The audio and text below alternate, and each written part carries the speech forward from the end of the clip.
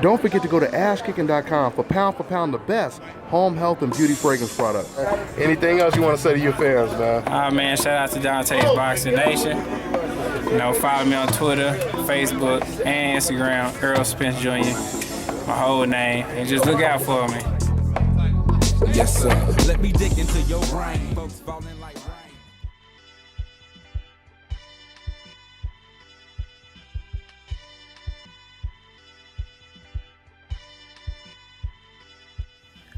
Dante's Boxing Nation, what's going on, guys? First things first, shout outs to Floyd Mayweather for addressing the monkey comments and not sugarcoating it. Came straight out and said Conor McGregor called us monkeys. And he basically said he gonna have to deal with the consequences August 26th for making a comment like that. I'm paraphrasing, but that's pretty much what Floyd Mayweather said. I'm really happy that Floyd Mayweather addressed it. It's so crazy, man, because sometimes it seems like racist people are more comfortable with coming out saying racist stuff than people are addressing the racism. Because of course, other racist people, they try their best to make you feel uncomfortable when you want to address it. No different than someone wanting to report a crime and then you have someone all of a sudden threatening that person like, I'm just letting you know. If you testify, if you report this, your life may be in danger. This is exactly what the racist people try to do. And coincidentally, this is exactly what the KKK used to do. They would intimidate civil rights leaders, preachers. They would ride to their houses on horses and they would say, man, if you don't stop talking that stuff and stirring up trouble for the good niggers, we gonna come over here and do something to you, boy. This is exactly what they would say. They would threaten them, try to shut them up because they know that they're speaking the truth. They're not gonna sit over there and try to, debate with them because they know that the civil rights leader and the people that are addressing racists are telling the truth. All they can do is suppress the message, which goes right back to the testifying analogy that I just used, right? Once again, they know that what that person is about to say on that stand is actually true. But their mission, the racists, their mission is to stop the truth from being exposed, right? Now, before I go on, I want to go ahead and make this clear. Listen, any of these racist people that once again don't have a problem with black people being called monkeys, but then once again, when someone is reporting on it, now all of a sudden they don't want to hear about racism. Any of these type of racist people, I don't want you on my channel. I don't want you watching my videos. I don't want you subscribed to my channel. And like I always say, man, I practice what I preach. I practice what I preach.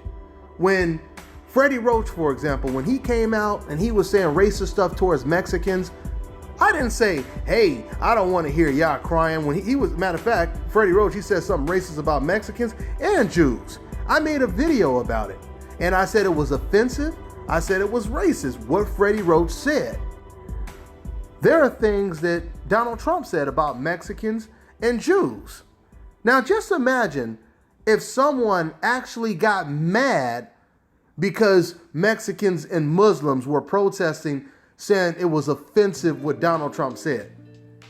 Do you know what type of person you would have to be mad at the person who was offended?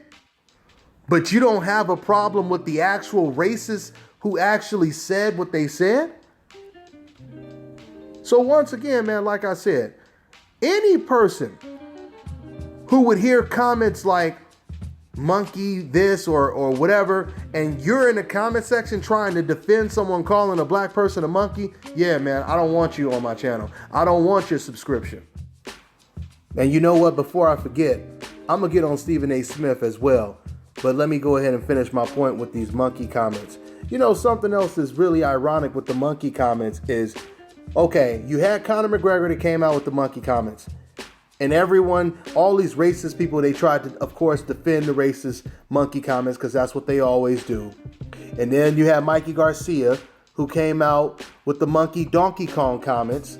Now, what's so ironic about all of this is all of these racist fans trying to defend Mikey Garcia or Conor McGregor, Right after they tried to defend Mikey Garcia's Donkey Kong comment saying, oh, it had nothing to do with race and Broner really looks like this and et cetera, et cetera. Right after they said that, soon as Mikey Garcia beats Adrian Broner, all of a sudden I'm seeing tons of Mikey Garcia fans basically saying, oh yeah, these monkeys, et cetera, and he beat the Donkey Kong's ass, and making all of these racist comments towards black people, and not one single person replied to them and said, hey man, when Mikey Garcia said that, he wasn't talking about race and et cetera. Nobody said that.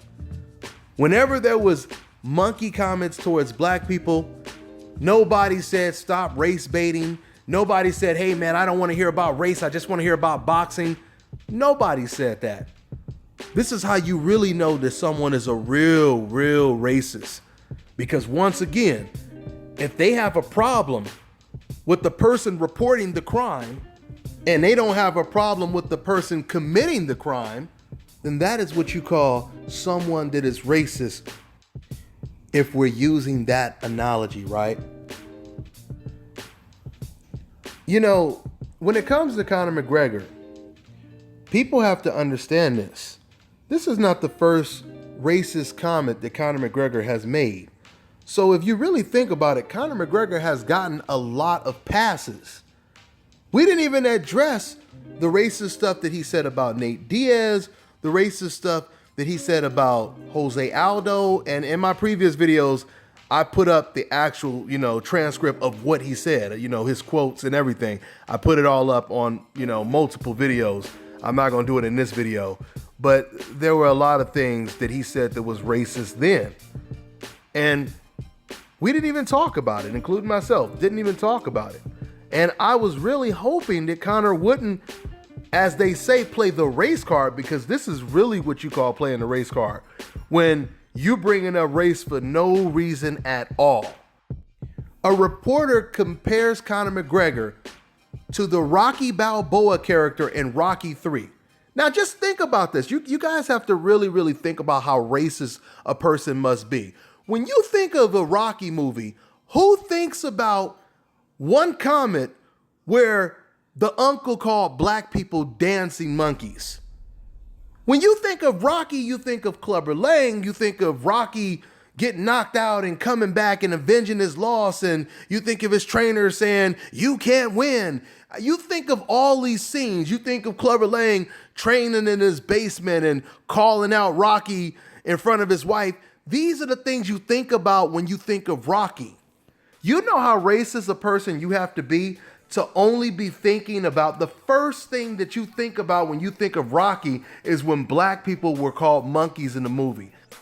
Do you know how racist you have to be to remember that one comment? Do you know that I didn't even remember that comment until Conor McGregor actually brought it up? And then we all had to go back and research, what is he talking about, dancing monkeys? Sure enough, there's a scene where Rocky's, I guess his brother-in-law, Paulie, was it Paulie? Paulie, he calls them dancing monkeys. And that is the first thing that comes to Conor McGregor's mind when he thinks of this Rocky movie. That means Conor McGregor, when he was a kid watching that movie, he and maybe his friends, maybe his family, they got a lot of satisfaction hearing Paulie say something racist about black people. Now just think about this for a second. When Floyd Mayweather was addressing double standards, clearly we see the double standards. You have Conor McGregor, who is somewhat, personality-wise, he's the white version of Floyd Mayweather. He brags about money and he's cocky, he's arrogant, but he's praised. Floyd Mayweather is considered a villain when he does it. These are the racial double standards that Floyd Mayweather addressed. And when Conor McGregor heard that Floyd Mayweather addressed these double standards, Conor McGregor, he basically replied by saying, hey, I'm Irish. We were oppressed too back in the day, et cetera. First of all, number one, what Floyd Mayweather is talking about is happening today. Floyd never brought up what happened 80 years ago, 100 years ago. He was talking about what's happening today, number one. Number two, if Conor McGregor, if his people were oppressed, which they were, why are they at soccer games today with Confederate flags directed towards black soccer players? Nazi flags, Confederate flags. Why would they even be representing a flag from a different country? That's a rhetorical question because they know what the flag symbolizes, right? What kind of oppressed people are they? And this is where Conor McGregor is from. Think about that. The fans are waving Confederate flags, Nazi flags, and Conor McGregor is making monkey comments. But let Conor tell it. He can empathize with black people. And that's why that's his way of trying to say to black people, oh, shut up, what you talking about racism. But this is the thing though.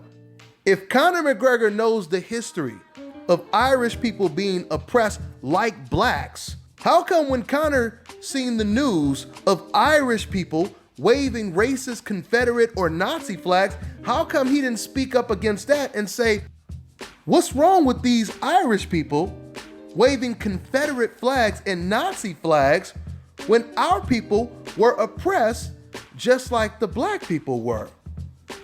You guys got it all wrong. That's offensive, etc., etc., etc. How come Conor didn't educate those people with the history of Ireland and Irish people?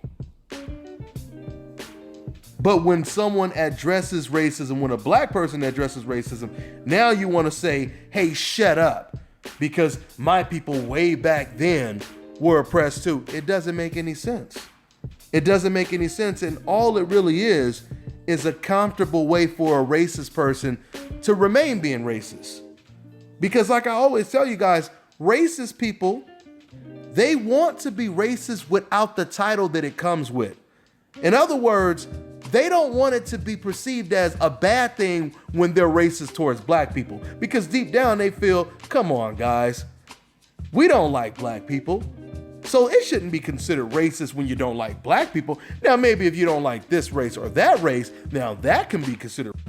But if you don't like black people, that shouldn't be considered racist at all. And we know this is how racist people think, because whenever you see some racist person go on a racial rant, the first thing they say, or maybe I should say the second thing they say, after they say all this racist stuff about black people, what do they always say? Oh, and by the way, I'm not racist. We see it all the time. Michael Richardson said it. Conor McGregor, right after he called black people dancing monkeys, he said he wasn't racist, right? You guys remember, if you guys recall the story, it went viral. It was some lady, she was caught on camera where some guy was sitting in his car. They just had left some kind of grocery store, and she started calling him the N-word. So the black dude, he pulled his camera out and started recording her, and she just kept repeatedly calling him the N-word over and over and over and over again. And then all of a sudden, of course, when it went viral, it backfired on her. She ended up going on radio shows, and what is the first thing she said? Oh, and I'm not racist. I'm not racist because I have a black in-law, etc., etc. But that's the most ridiculous thing you could say, because you don't choose your in-laws, right? But that's what they always say. Racist people, they want to be racist without the title. That's what it comes down to. But you can't have it both ways. I say, fuck it. If you are going to be a racist, own that shit. If you're going to be a Christian, be proud of it. If you're going to be a Jehovah's Witness, if you're going to be a Muslim, if you're going to be a racist, be proud of it. Own it. I have more respect for a racist who comes straight out and tells you he's a racist, as opposed to somebody trying to sugarcoat it, trying to justify it so many different ways. I say own it. I'm not here to try to change anyone. You want to be a racist, but just admit it. Don't sit over here and try to, because you feel guilty that you're racist, you have to make a million excuses. Oh, why? Oh, this is why I don't like black people, or oh, these black people, oh, these Jews, oh, this, oh, that. No, man, just come flat out and say it. But they ain't gonna do that because today it's not politically correct and it's not a popular stance. Now, in about 40 years ago, you could flat out say, I'm racist. I don't like black people. I don't like Mexicans. I don't like Jews. I don't like this. And no one would judge you for it. You can't do that today. So now they have to speak in code. But I know how to translate. We know what time it is at the end of the damn day. Okay? Now let's talk about Stephen A. Smith. You know, it's really unfortunate that I have to address this, but Stephen A. Smith is one of the most offensive reporters in any sport. He's one of the most offensive as a black man and a black reporter. This man will go out of his way to defend racists towards black people. And it's really unfortunate because Stephen A. Smith, he has this very authoritative tone. And if he could just channel that tone in the right direction for a good cause, like against racism towards black people, etc., Stephen A. Smith could do so much to fight against racism because of the position he's in. So many people listen to him. But for him to use that authoritative tone to defend racism is highly, extremely offensive to me. It's very offensive.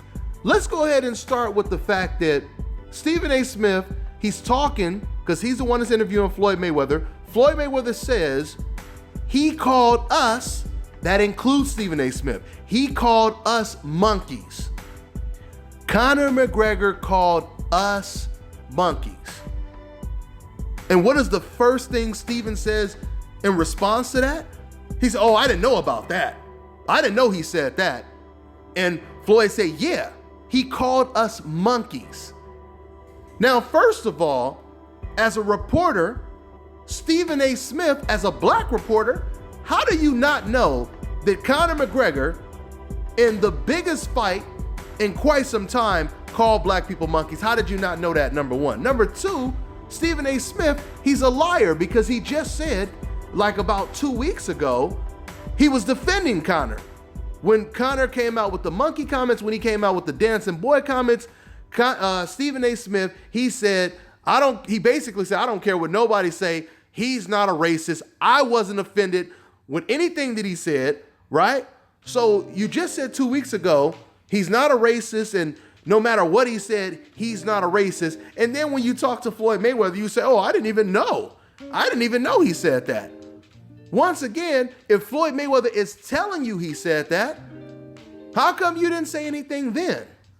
How come you didn't say, okay, I could understand where you're coming from, Floyd. Yeah, that's pretty damn offensive.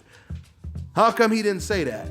Because even if it's spelled out, even if he sees the writing on the wall, Stephen A. Smith, he's still gonna try to find a way to defend racist people. And that right there is one of the most dangerous people in the world right there. Someone who doesn't mind being called a monkey.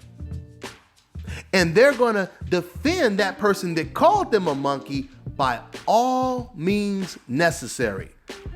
That is a very dangerous person with a microphone in his hand when it comes to Stephen A. Smith. And it's very unfortunate. Very, very unfortunate. So, you know, that's pretty much all I got on this video. We were supposed to actually do the radio show this Monday, but because I actually went to the Floyd Mayweather gym and that took up all my time, I had no time to do the show. We'll definitely be doing the show on Sunday. So eventually, we're going to get back to doing it routinely every week. We definitely will be doing the show this Sunday. Okay, guys? So tune in. It'll be around 5:30, 6 o'clock Pacific Standard Time. All right? That's all I got for now. Thanks for tuning in. As always, I'm on to the next one.